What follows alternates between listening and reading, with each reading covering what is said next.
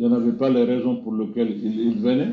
Il a annulé, je ne suis pas au courant, je suis là, j'ai appris comme vous, donc je ne peux pas commenter cela, je suis au regret de vous.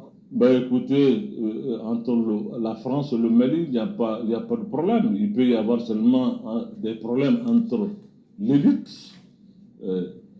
politique malienne ou bien la gente qui gère et l'élite qui gère la France. Il peut y avoir des problèmes, mais entre le peuple malien et le peuple français, il n'y a pas de problème. Le peuple français, ben écoutez, moi, mon point de vue n'a pas varié. Depuis au début, j'ai dit que, en tout cas, ceux dont on a entendu parler sont des Maliens qui sont connus, ce pas des extraterrestres, c'est des gens que tout le monde connaît, qui connaissent tout le monde. Si c'est nos enfants, si c'est nos frères, s'ils sont du Mali, pourquoi ne pas parler avec eux? Ils n'étaient pas djihadistes à l'époque. C'est d'autres qui ont eu certainement le temps de leur inculquer des idées. Pourquoi nous ne tentons pas vraiment d'enlever ces idées-là chez eux pour vraiment les faire revenir à la raison? Et voilà ma proposition. Bon, à l'époque, je n'ai pas été compris, mais je continue à croire que jusqu'à aujourd'hui, s'il y a possibilité de parler avec nos enfants, nos frères, je parle bien des enfants maliens qui sont impliqués dans cette affaire-là, qui ont des parents, qui ont des frères, qui sont du même terroir que nous, avec lesquels nous partageons beaucoup de choses. Pourquoi ne pas essayer vraiment de parler avec eux pour les sauver eux-mêmes, de les faire sortir de cette situation et puis faire en sorte qu'ils ne soient pas vraiment pour nous une cause qui va plonger notre pays dans une guerre sans fin. Voilà. Donc je suis encore favorable qu'on parle si on peut parler. Vraiment. Ben, écoutez, le Mali a existé avant tout ça, le Mali va exister après que tout le monde s'en ira aussi. Il ne faut pas croire que si les gens vont et que le Mali va disparaître. Non. Avant que ces gens-là ne viennent au Mali, le Mali était là. Ils vont partir aussi de le Mali. Le Mali seulement est un pays et une nation qui a connu des problèmes comme d'autres pays l'ont connu. Ce n'est pas quelque chose qui est seulement arrivé au Mali. Il y a beaucoup de pays qui sont aujourd'hui des puissances, qui ont connu des moments difficiles où le monde entier est allé à leurs cheveux pour qu'ils puissent vraiment retrouver leur souveraineté. Pourquoi aujourd'hui les gens pensent que, bon, si les gens s'en aillent, le Mali va disparaître? Non. Je crois qu'on remercie tous ceux qui sont venus pour nous aider à retrouver notre souveraineté, à restaurer notre dignité. Nous sommes reconnaissants envers ceux qui l'ont fait, mais pensez aussi que si les gens s'en vont et que le Mali va disparaître, je ne pense pas qu'il soit ainsi. Ben, moi, je ne suis pas chargé des élections, je ne sais pas vraiment quelles sont les dispositions prises dans ce sens. Il y a des organes qui s'occupent de ça. Je ne suis pas membre du gouvernement, je suis pas membre je suis imam tout court. Mais si vous me posez des questions comme ça, vous voulez quand même. Il faut demander le Ba'da et Khabla, je vais vous dire ça. Merci bien. Merci vraiment, monsieur de la presse. Voilà, merci. Auzu billahi minash shaitanir rajim. Bismillahir rahmanir rahim. Wassalatu wassalamu ala ashrafil mursalin Muhammad sallallahu alaihi wasallam. Balma chanam so damseni ni mokoroba kata kay fotawdeni Mali kono ani Mali kokan aw bela jele nyankuma bi mina gongoli do sigi ni régime ni transition ni jakuma dogoy u ka korbo anu ka videomanu anu ka flatteru kuna Ninye gifle sigo kuna mbe suraka gongoli toro ukuna parce que ce ne sont que des petits bébés, des petits chérubins. Kongo bu konobara la bu kungulo la wako yeta dai unungala ni sampelay. Premier élément de mon analyse d'abord. Imam Mahmoud Diko ay Dr Faraka nyo de fo na ma beima na yinganya yorom na iba chien no de fo ka tike. O no ma beima ibika kasakuru nun takataka bo Mali konana na ko sabu ke munye. Mun kadaye a hakila kunda Mali kono a ba fo paratata pia wa hali sheti wuli ka ba fanka. Personne ne va nous donner des leçons angan ka mun fo walma angan ka mun ke Mali ko nasra doro ka kele. Aflana Imam Mahmoud Diko ay Dr Faraka aya faka élément konana na ko ils ont inculqué des idées dans leur tête. Ni kuma in koroba de bala mais nyo de fo n'i ye kalo yira lalagatɔ la, n'i ye kalo yira hɛndabɔnɛ na, n'i ye kalo yira kodɔnbali la, n'i ye kalo yira kɔngɔ bɛ mɔgɔ mun kɔnɔbara la a b'a kunkolo la, ole k'a ka kalo lajɛ, a tɛ kalo lajɛ dɛ, a bɛ bolongɔni a b'o de lajɛ. Donc quand Imam Mahmoud Dicko a ye docteur fara kan n'a kumana, i bɛ kuma in jate minɛ ni hakilila de ye. Mais bɛɛ t'a faamuya i n'a fɔ Allah subhanahu wa ta'ala y'a fɔ kuranɛ kɔnɔna na cogoya min na, ulul albabi, ko ale Ala bɛ kuma kodɔnnaw de fɛ, mɔgɔ minnu bɛ kodɔn, mɔgɔ minnu bɛ faamuyali kɛ. Mais malheureusement an kɔni jamana in sen bɛ danga mun na bi, saraka bɔ jamana, da wulila sɔngala mɛ woro karilen bɛ ka su sama. O idée ninnu ye mun ye? Parce que mɔgɔw bɛ jihadi fɔ u t'a kɔrɔ dɔn. Ha jihadisiw. Jihadi yɛrɛ silamɛya la, c'est une petite leçon gratuitement n b'o d'aw ma diinɛ yɛrɛ gamu kɔnɔna na. Jihadi kɔrɔ tɛ dɔwɛrɛ ye les sacrifices sur soi. Les sacrifices sur soi, ka i yɛrɛ ni dungo k'o koron. Parce que ɲuman ani juguman o bɛ adamaden farikolo la. I bɛ fɛɛrɛ bɛɛ lajɛlen de tigɛ walasa i ka ɲuman ka caya n'i ka juguman ye. Les sacrifices sur soi o de ye jihadi ye. Mɔgɔ min bɛ bɔ sɔgɔma ka taa ka nasɔngɔ ɲini, k'a muso balo k'a denw balo, e bɛ jihadi la. Mɔgɔ min bɛ bɔ sɔgɔma ka taa ka baarakɛyɔrɔ la, ka baara kɛ jɛlenya la, kilennenya la, e bɛ jihadi la. Mɔgɔ min yɛrɛ bɛ ka wuli ka jɔ kɛ fasoko nasira kan, jɛlenya la, kɔnɔjɛlenya la, courage la ani sincérité la, e bɛ jihadi la. Mais la lutte armée, wagati jumɛn de la a dagalen no silamɛw ye aw ka marifa ta walima ka mugu ni kisɛ ta k'aw yɛrɛ défend. Les petites cerveaux la, a y'aw tulo dayɛlɛ a kan lamɛn, n bɛna leçon de di aw ma parce que confusion dɔrɔn de ɲɛnen don aw kunkolo la, aw t'a dɔn a bɛ mun fɔ. Ka muru ta, ka marifa ta, ka kisɛ ta, ka kɛlɛ kɛ diinɛ tɔgɔ la, a ma daga silamɛ ye. Imam Mahmoud Dicko, ajouté docteur, a y'o fɔ ɲɛna paratata piya. Mais aw ta tɔ kɛra n tɛ mugu dun a tɛ tɛntɛn ɲɛna ye. Ud'u ila sabili rabbika bil hikmati wal mau'izatil hasanati. O de fɔra. Tant que silamɛw ma bali aw sigiyɔrɔ la ka seli, ka sun, ka jagabɔ, ka hiji, k'aw ka misiriw jɔ, k'aw ka wajiluw kɛ, ni maa ye muru ta ka mugu ta ka kisɛ ta k'i bɛ kɛlɛ kɛ diinɛ tɔgɔla la, e bɔra silamɛya la. Alakira ko man hamala alena silaha falesa minna, ko ni maa ye bamuru ta i silamɛ ɲɔgɔn dɔ kama, k'e bɔra anw na, e ta anw dɔ ye bilen. Imam Mahmoud Dicko a ye docteur fara kan, a kungolama a n'a bilama, discours ma changé d'un iota. Discours ma changé d'un iota. Mais n y'o de fɔ, ni yiriba benna badenw bɛ yɛlɛ a kan.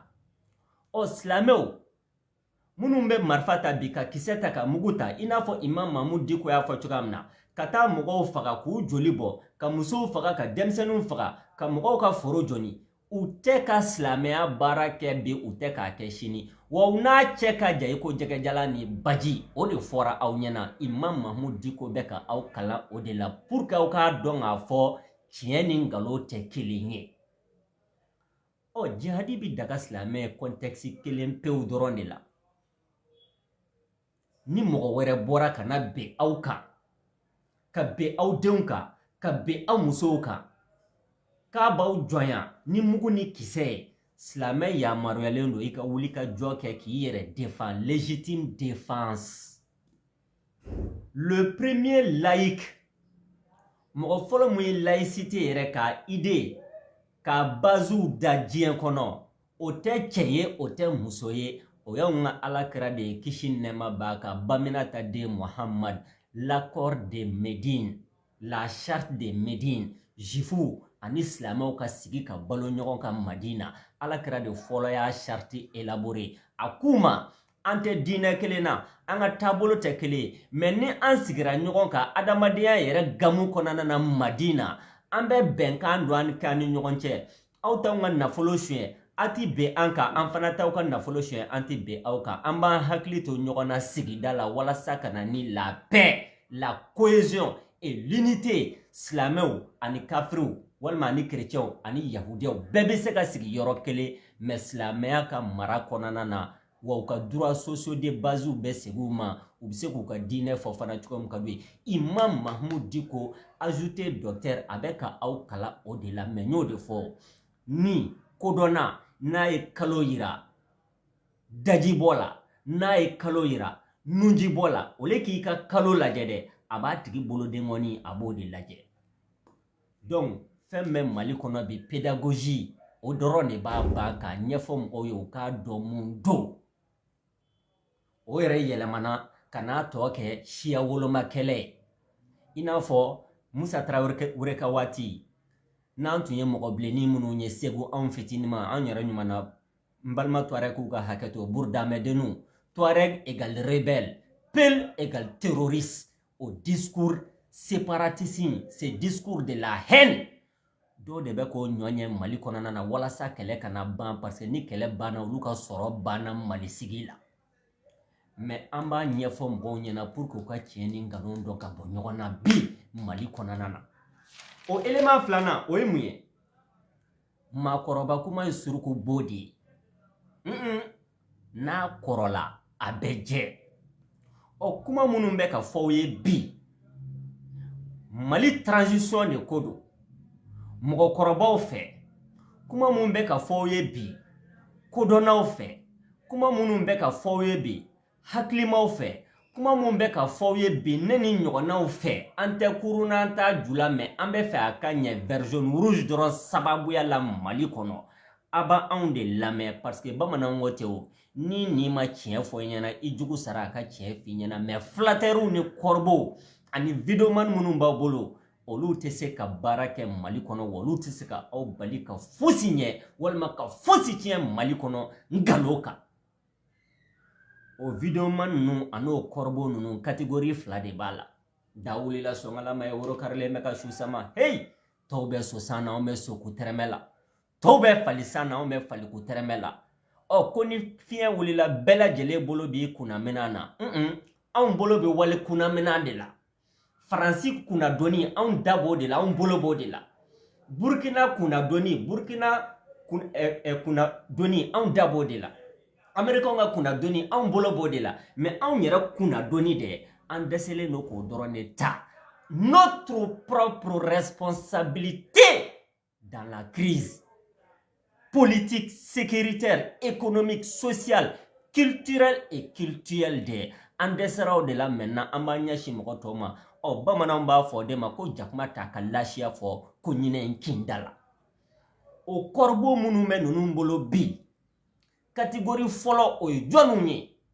da wulila sɔngalama ye minnu bɛ Amérique minnu bɛ Faransi minnu bɛ diɲɛ ɲɛfɛ n bɛna parenthèse ni dɔ dayɛlɛ diaspora malienne dɔw b'a kɔnɔna na n'i y'olu yɛrɛ ɲininka n y'o de fɔ ko mɔgɔ min m'a miiri a bɛ kalo ye mɔgɔ min m'a miiri mɔgɔ min m'a miiri k'a fɔ k'a bɛ dolo ye n'o ye kalo ye fa de bɛ wuli a la e ka bɔ village la dusukasi sababu sɛgɛn sababu hamijugu sababu kalanbaliya sababu faso ma se k'a jɔ a jɔyɔrɔ la i kun kɔrɔ e n'i ka ranking i ka dusukasi i ka frustration e k'i débrouiller ka visani dɔ sɔrɔ Amérique ambassade la walima ka visani dɔ sɔrɔ Faransi ambassade la ka t'i yɛrɛ sɔrɔ Faransi walima ka t'i yɛrɛ sɔrɔ New York ka tɛmɛ Bamako fɛ i n'a fɔ batɛmɛsira i tɛ Mali dɔn i t'a ɲini ka Mali dɔn i tɛ papaga dɔn Mali la transiter par Bamako ka t'i yɛrɛ sɔrɔ aéroport la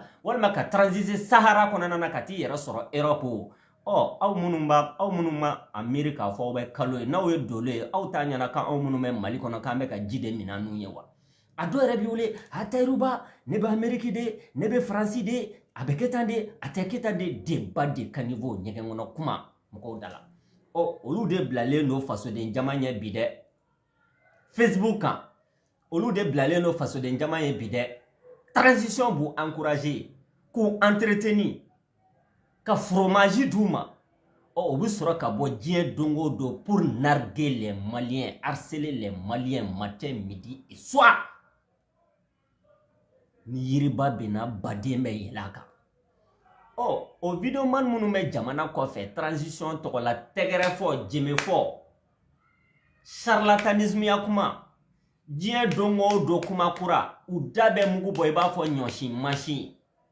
O video man kɔrɔbɔ ninnu à la solde de cette transition là jakuma dɔgɔ mɔgɔ t'a wuli kuma dɔ. N'u wulila o ye catégorie fɔlɔ ye. Olu cɛ la da wulila sɔngɔlama ye. Il y a un anti-français barbare, hystérique, désaxé. Allez, qu'on se guille nos drôles. Matin, midi et soir, Francis. Sans calotani fla, Francis. Mon frère, vous voulez que doke yere, bamanan ko ni sanchena jatete kalola. Oikele. Aflana, il y a un tatou là. Tatouage ba bolo là. Aba sena. Abaka bragati la. O ye filana ye. Ani cɔkɔrɔba kundɛgɛjɛ dɔ bɛ yen nɔ fana. Ale ka baara tɛ foyi ye diɲɛ don o don ka bɔ diversion na. Il s'en prend à Imam Mamou Diko, Al-Mamou de karamɔgɔw de u b'olu dɔrɔn de kan mais n bɛna fɔ aw ɲɛna de quoi il s'agit exactement. U ka stratégie ye mun ye fɔlɔ? Stratégie de diversion. Diversion kɔrɔ tɛ dɔwɛrɛ ye dɛ. Ni bɛ fɛ ka mɔgɔw gɛn ka bɔ sɛbɛko ma, ni bɛ fɛ ka mɔgɔw gɛn ka bɔ u ka problème yɛrɛ kan, i bi ko langolo de yir'u la ka problème langolo de yir'u la, u bɛ t'u bugo kan su ni tile, u mago bɛ sa diɲɛ kɔnɔ, u mago tɛ dilan bilen. Personnellement, u mago tɛ dilan bilen. Maliko yɛrɛ nasira ka diversion, stratégie de diversion. O stratégie de diversion in, Fransi ye mun ye fɔlɔ de, n bɛna parenthèse dɔ dayɛlɛ. Réaction ani provocation comme méthode de lutte ko ta i ka kɛlɛkɛ bolo ye ani ka résister face à l'impérialisme u cɛ ka jan ɲɔgɔn na i ko jɛgɛjala ni baji. C'est des provocateurs, c'est des réactionnaires. Sisan, pour votre petite histoire, je vais adresser et anti-français hystérique, barbare et désaxé de là. Modibo Keita ani Fili Dabo. Nous woloma ka bɔ ɲɔgɔn na. Fili Dabo Sissoko de kɛra Mali député fɔlɔ ye Faransi. Français ni mɔgɔ fɔlɔ minnu ye baara kɛ Soudan. O ye Fili Dabo n'a ka parti de PSP. Le fait que ale ni tubabu bɛ baara kɛ, ale ye tubabu ka député, a b'u ka gouvernement kɔnɔna na colonisation waati de ko de dɛ. A y'i fara ka bɔ maliyɛnw na pewu. Mon père Victor Sy a bɛ balo la a ma sa. O y'a fɔ an ɲɛna ko Fili Dabo de ko maliyɛnw ma ko c'est des indigènes. Indigène kɔrɔ hali adamaden ka fisa ni e. N'i y'a fɔ mɔgɔ ma indigène, hali o kɔrɔ k'i y'a ni wulu de lakɛɲɛ. Modibo Keita ninnu wolola o kɔnɔna na, ka mɔ o kɔnɔna na, u nana ye k'a fɔ n'an ma fɛɛrɛ kɛ ka parti de masse dɔ sigi, ka parti avant-gardiste dɔ sigi, k'an occuper an ka sɛnɛkɛlaw, an ka baganmaralaw, an ka danbetigiw n'an ka diinɛtigiw la. A y'aw tulo den dayɛlɛ, a ka mɔgɔw lamɛn indépendance tara cogoya min na n b'o fɔ aw ɲɛna. Diinɛtigiw, danbetigiw ani patriotes olu de farala ɲɔgɔn kan ka indépendance kɛlɛ kɛ. Kalilu Dramé b'o la, Firu ninnu b'o la, Kumbi Dose ninnu b'o la, Sherifkɛ fa b'o la. Ninnu bɛɛ ani Modibo Keita ka kunkilenna, fasoko nasira kan, diinɛko nasira kan, danbeko nasira kan, u y'u bolo de di ɲɔgɔn ma ka indépendance ta k'a di Mali ma. 1958, De Gaulle kɛlen ka wuli n'a ka projet la communauté française, la 5e république, k'u ka oui voté walima u ka non voté. Modibo Keita ko an ka hakili sigi nin ye piège de ye. Parce que u nana indépendance tu an kan parce que aw tɛ mun faamuya, vous les anti-français désaxés, barbares et hystériques là. Aw tɛ mun faamuya, ni tubabu ye ko dɔ daminɛ, aw bɛ taa bɔ kalama waati mun na u bɛ ko wɛrɛ daminɛ. Donc chaque fois que ni tubabu ye impact kɛ, sɔnni ka impact kɛ a nɔfɛ kɛlɛ la, sɔnni ka impact kɛ a nɔfɛ provocation na, sɔnni ka impact kɛ a nɔfɛ, i b'i miiri fɔlɔ de parce que miri de be nyoke gwe ka ta fana na fando. Mais la France nous impose son agenda. Auteko analyser. La France nous impose ses enjeux futurs. On met bita la folo bita. Mourouba Keita ko kanga oui voter. Parce que nangirna ka non voter. De Gaulle be songa nga indépendance ka do ngalamana kabi amasira soro. O e fili dabo réactionnaire. Nunu nye fili dabo ka héritier de uni Mourouba Keita ka héritage a chaka janone ko jega jala ni baji. Mourouba Keita ere sou o tegeleno nununa. Fili dabo de ka héritier do. Fili dabo ko kanga non voter. Kasora ka bo ka fo malien nyana soudanais nyana à l'époque ha soudanais Mourouba Keita baneno ka indépendance ta o tubabu yera ko kanga indépendance ta nyobe nyobugu meta kambala de okni Mourouba Keita ka famiyali o nyofle ni ayata ni tubabu yo finyana kande bala donc ka essayer ka mangoya briefini kaskati banfla kabo do Mourouba Keita kunkolo la suma ko dugumaje ka soro o de keleke réellement ni sénékalaw ni barakalaw ni muso ni demsenu nye tandis que ale bugulen do France doro gouvernement konana na tobu kan badi fola moko dala 58 Maliens tugura Mourouba Keita de ka tendance no fait ka oui voter aka soro ka fo ko on peut changer de chemin mais on ne change pas de destination. O kora munye ni be fe ka taka segu ni ya donga fo bagine ta sraka kuntigelaw be ibo bla be ta kasela fe wal me be ta kuli kora fe ka batige ka ta segu ki ni kishi mais aw bala ka ngata segu bi anga bo France ko bi anga bo CEDEAO ko bi kasora antu no fere mais manipulation ne do donc anga bu no fe munde baw bolo kala be sabati yani o ko nunu wati che 58 Mourouba Keita il a compris mieux que quiconque.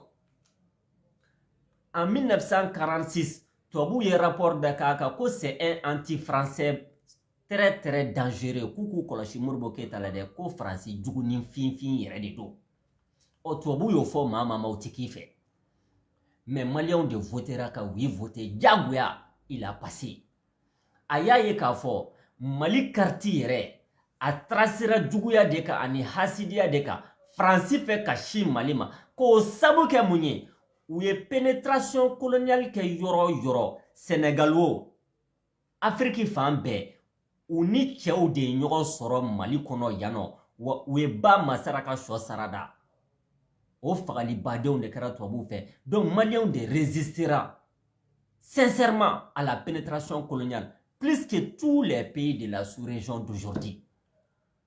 Ko ni jamana de nu flene ko insoumis ou de ku maramandi de kangu c'est vrai ka Mali karti ka kononjuga tracé ka ambali ka kokoji soro ka ambali ka poru soro ka entouré ni frontière wolon fla Mourouba Keita kele ko de dosi ça ako le Mali ne peut que briller dans l'union avec ses voisins. Aya essayé ka fara Sénégal ka fédération du Mali créée.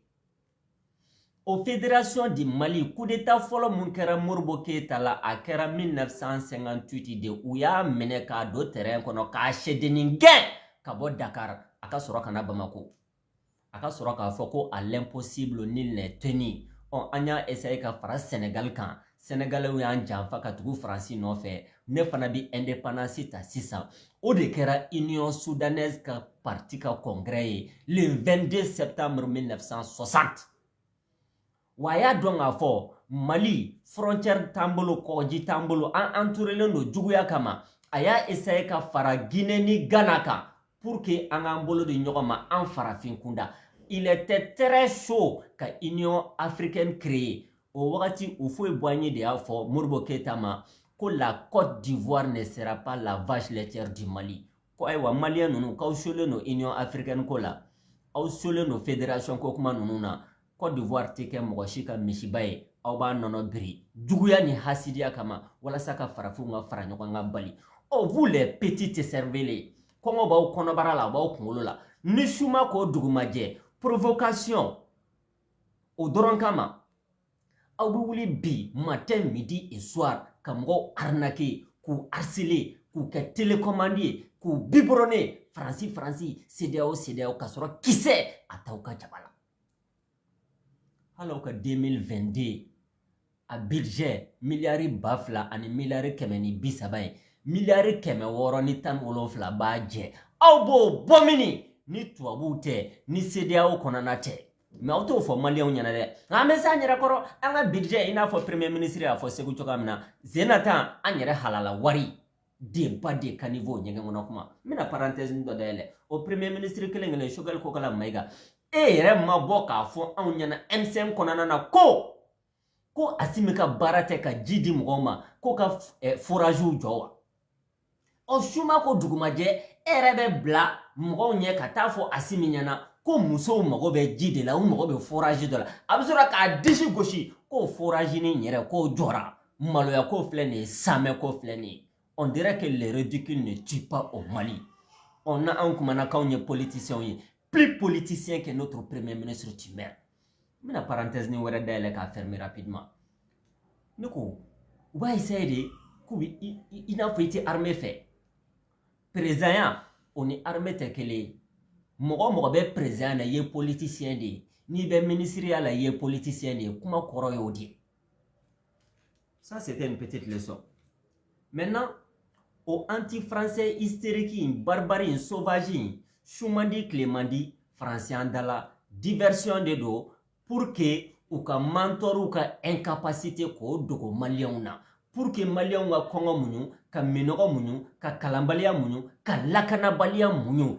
bi Mali kɔnɔna na an bɛ braquer Faransi kan an bɛ braquer CEDEAO kan n y'o de fɔ ni fiɲɛ wulila bɛɛ lajɛlen tɛgɛ b'i kunnafilen na dɛ sɔnni aw ka aw ɲɛsin mɔgɔw kunnafilen ma an t'an da don an yɛrɛ kunnafilen na ten sa o kuma ninnu de bɛ ka fɔ aw ɲɛna aw y'a mɛn o de ye tan ye aw m'a mɛn o de ye tan ye wa dɔrɔmɛ kelen tɛ k'a jɛ aw bɛ ka mɔgɔw nanɛgɛ ni falisen de ye buta la aw bɛ ka mɔgɔw nanɛgɛ ni gɛrɛntulu de ye a tɛ biri ye aw bɛ ka sogo naani ji le mirage aw bɛ k'o yira maliyɛnw na de minɔgɔ b'an faga an tɛ ji y'an ɲɛna sango k'a da an nɛ kan où est-ce que ceci peut-il aller o tɛmɛnen kɔfɛ u ka videoman u ka corbeau activiste dɔ fana bɛ Dakar tatouage b'a bolo la a b'a sen na a b'a kɔ la a b'a ka braguette la i tɛ ko de dɔn sinon i y'a fɔ i ka video dɔ la i ka débat de caniveau ɲɛgɛn kɔnɔ kuma ninnu dɔ la ko ne ko tatouage b'ale sen na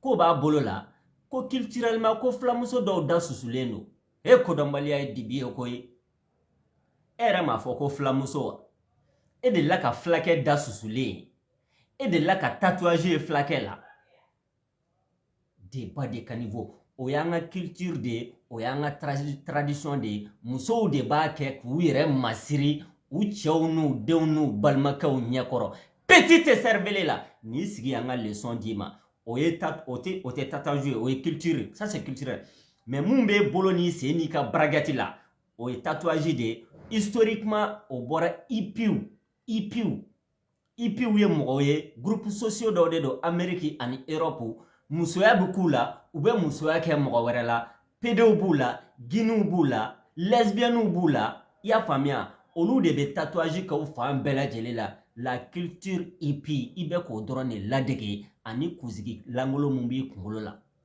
mais ni Imam Mahmoud Dicko kumana pourquoi ninnu bɛ réagir parce que n y'o de fɔ n'u ye mɔgɔw orienté ka diversion kɛ ka taa Faransi kan ka diversion kɛ ka taa leader d'opinion kan Imam Mahmoud Dicko ani mɔgɔ de tɛ président ye ministre tɛ député tɛ u b'u ka hakilila dɔrɔn de fɔ Maliko nasira kan n'i y'a ta ka baara kɛ n'a ye tami ye n'i m'a ta ka baara kɛ n'a ye i bonne chance i yɛrɛ ka bɔ i k'i ka hakilila fɔ sɔnni ni mɔgɔ wɛrɛ kumana sumandi tilemandi e bɛ bɔ k'o tigi jaabi ngalon fana kan donc n'u y'an orienté ka taa sur les faux cibles sur les faux acteurs minnu tɛ kuruna u t'a ju la u tɛ ka balo an ka impôt la an bɛ ɲina olu n'u ka mentor kɔ mentor minnu bɛ k'olu entretenir à la fin de chaque mois à coup de millions maliens ka impôt n'a ka taxe la an bɛ sɔrɔ ka fɛn bɛɛ lajɛlen muɲu sisan sa bouc émissaire ko désigné. Il n'a pas à quoi ça te sert ka Yoruba kele? À quoi ça te sert ka Yoruba jabi? À quoi ça te sert ni ne kumana doro ibe bo ibe mfanini ibe mbanini maliko nasra kan ne ko mon frère ne be ka ngaki la fo mu ne be ke bali petite cervelle la qui est ta fo pour que malion ka belame o na jaramu na jelubo barama mais auto que les leaders d'opinion imamou ambuka matin midi et soir parce que Imam Mahmoud Diko et Dr Faraka représente tout ce que allait mon contraire. Jelea ere nasraka physiquement follow ko ki je passe.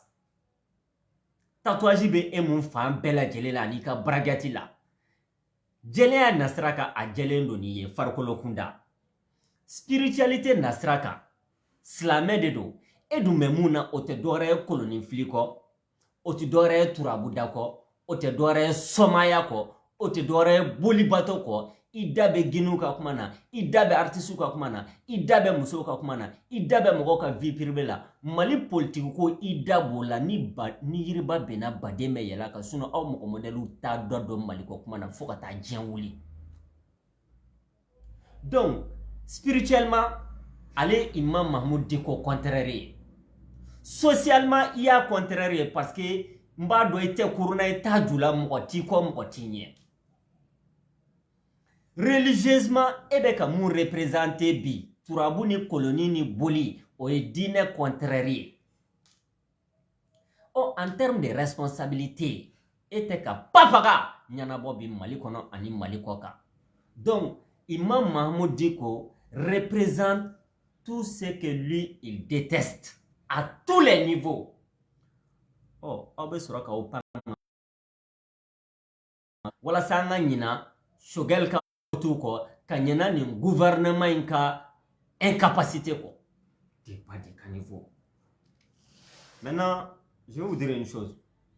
Vous moko sabana munu me jamana ko fe.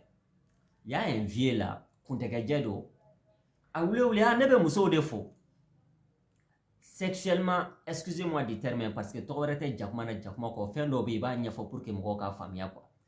Le fait que ale kuntega jedo impuissant sexuellement parlant, on met tout comme muso fode psychologiquement d'après les psychanalystes aba excité de.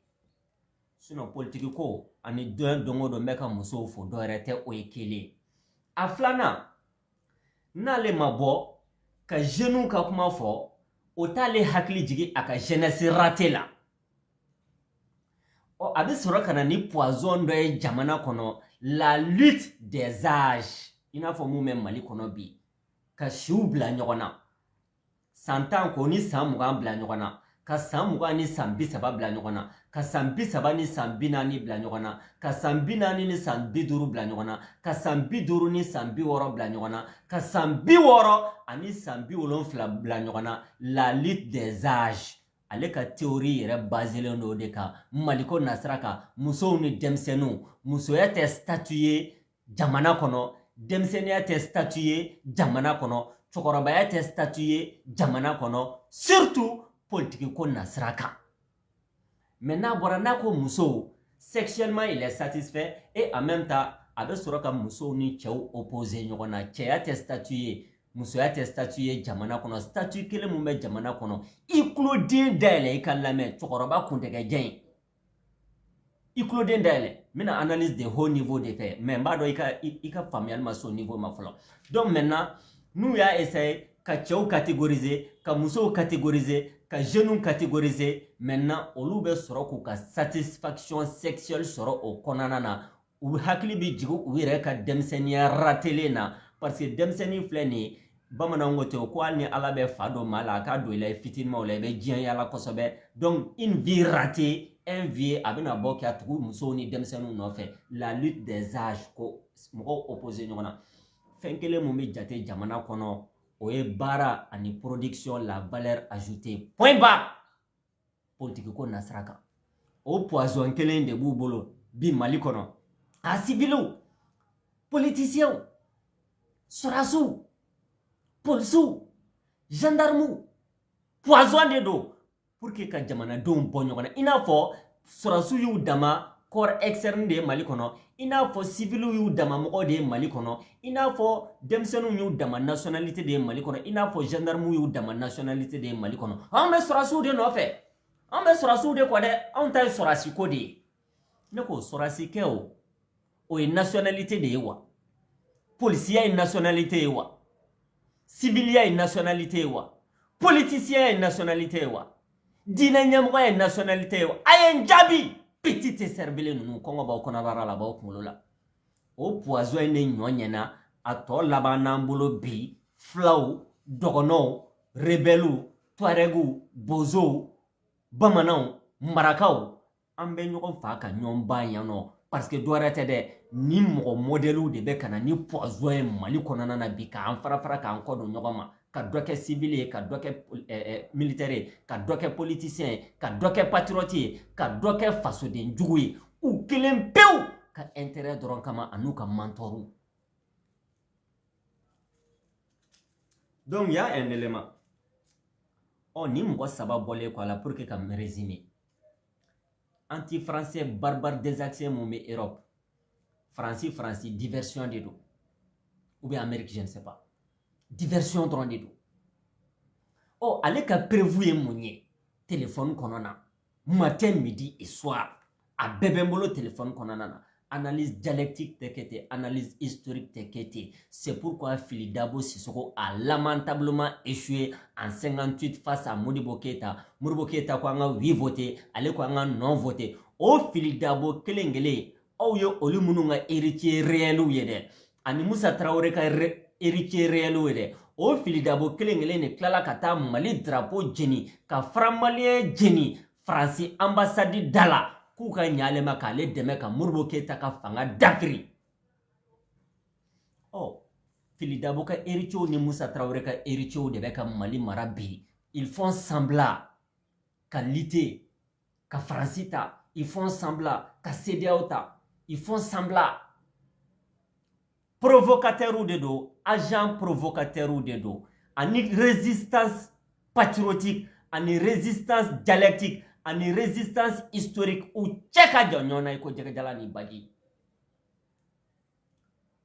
Maintenant dɔw b'an bolo yan nɔ Mali kɔnɔna na o ye vidéomaniw ni kɔrɔbɔw ye c'est les mêmes méthodes c'est les mêmes poisons an bolo mais aw mana wuli ko jama b'aw kɔ c'est bien an mago bɛ jama sanaman de la ka Mali jɔ sa du den bɛɛ kuma ti don du kɔnɔ kuma na du sɛbɛla kuma tɛ sara du den bɛɛ la mais le fait que du sɛbɛla kuma bɛ ka sara du den bɛɛ lajɛlen la et ça donne des gens comme ceux qui sont à l'extérieur et à l'intérieur u bɛ k'an braquer k'an harceler k'an orienter diversion ni provocation olu ka chefu ba en termes de provocation ayi non o Choguel ko kala Maïga di diɲɛ don o don provocation n'aw ye sɛw ɲanama si bɔ an bɛ kule hali sɛ fana o tɛ wuli ka bɔ a fan kan aw bɛ se mun na a b'o kɛ an kɔni ta ye ka kuma dɔrɔn de an b'a fɔ ko n'an sɛgɛnna kuma na k'an bɛ kuma dabila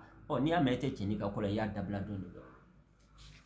Donc c'est la petite vidéo d'aujourd'hui.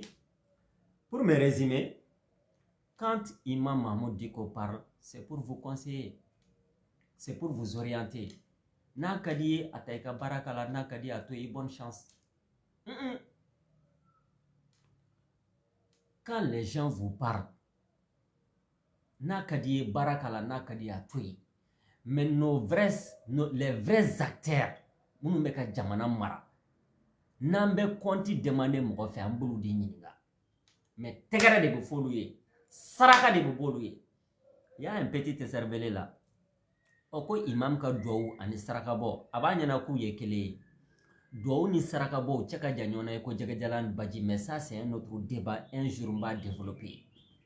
Silamɛ bɛ duwawu kɛ de i da dɔrɔn na k'i tɛgɛ jan ka si Ala ma mais quand notre propre premier ministre a b'a déplacer a n'a ka gouvernement membre ka taa fo Segu discours politicien ko ka duwawu kɛ ko ka saraka bɔ aw bonne chance. Bamananw ko fɛ cogo ye kelen nka u manamana cogo tɛ kelen. Faisons la part des choses pour le seul intérêt supérieur de notre pays.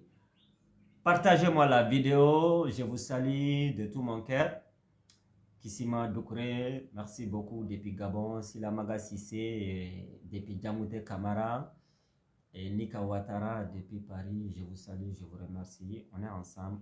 Maï Diallo, on est ensemble. Wassalamu alaikum wa rahmatullahi wa barakatuh, votre frère Taïrouba.